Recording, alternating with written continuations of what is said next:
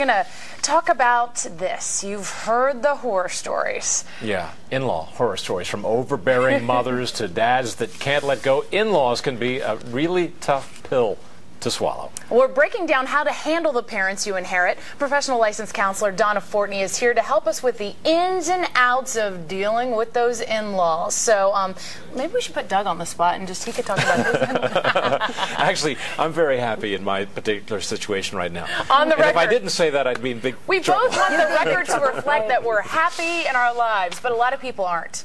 Yeah. I mean, they get in situations where they just butt in and just won't let go. How do you deal with that?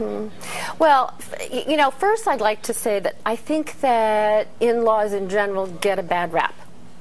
Well, that's nice to say. You know, I really do. We talk about them, we make jokes about them, TV shows about them. And I love my in-laws. I mean, my mother has a wonderful relationship with my husband, and part of the reason, I suppose, to answer some of your question is that I keep out of the way. Okay.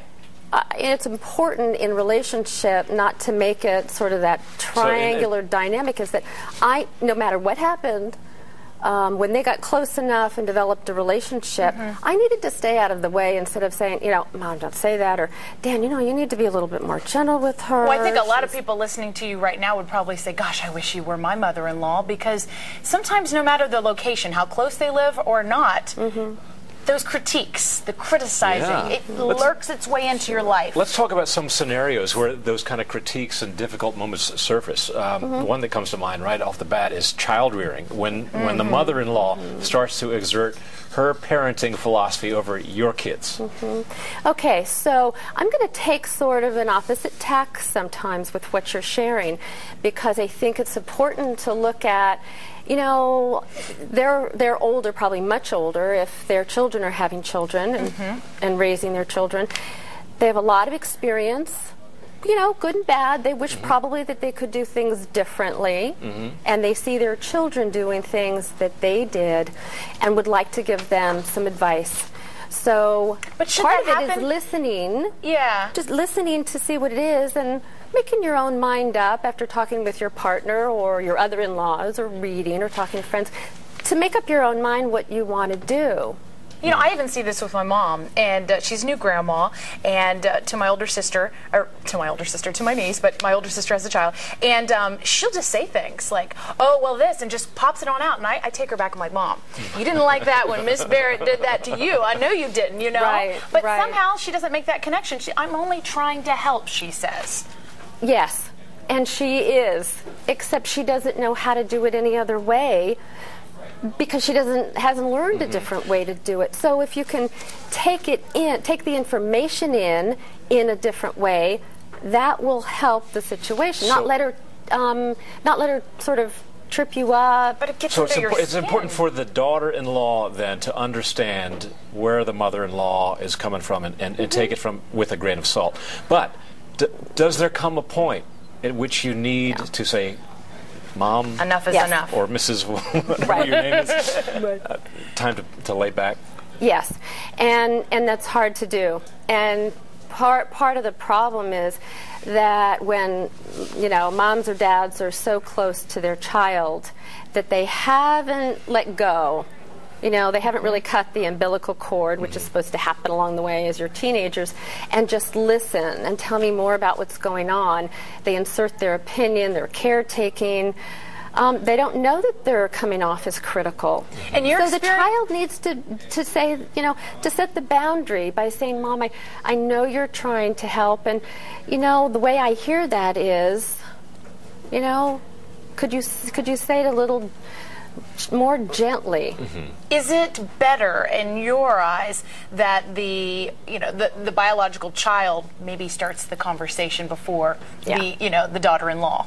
Absolutely. Just like with parenting, I think it's important that the biological parent take care of disciplining the child after the two parents have talked. Right.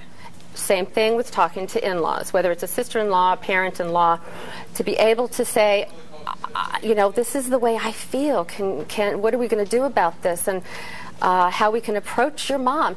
Let the person who's directly related, it's tough, go to the parent. Yes, because you know, we haven't learned how to do some of these things. We haven't learned how to communicate Here's in another, a gentle way that I know you're doing something to help, but calling 5 times a day, you know, is just not working. Right. Here's another potential problem: the visit from the in-laws.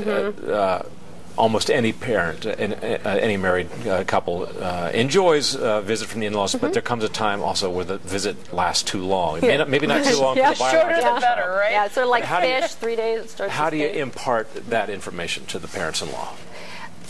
Do it prior to the visit.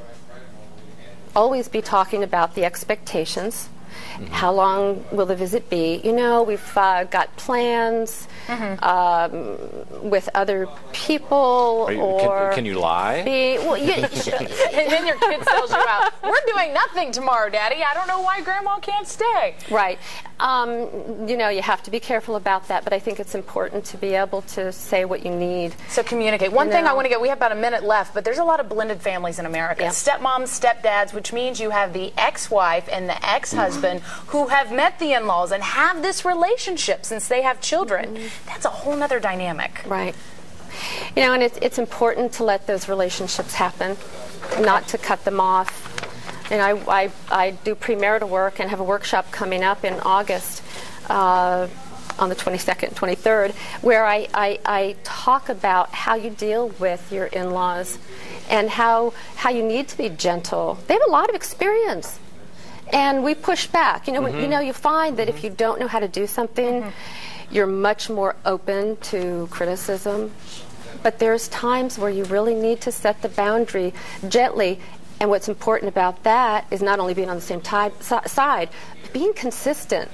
That's what's hard, not getting sucked back in. Right. Patience. Patience is so a key. virtue. Oh my gosh. And Patience walking and practice. a mile in their moccasins a little bit maybe helps with that patience as well. Yeah. So maybe the two of them can get along a little bit better. Right. Definitely. Donna Yeah, Fortney, it's hard. thank you so much. You're Good welcome. advice as always. You're Good welcome. tips. Thank you.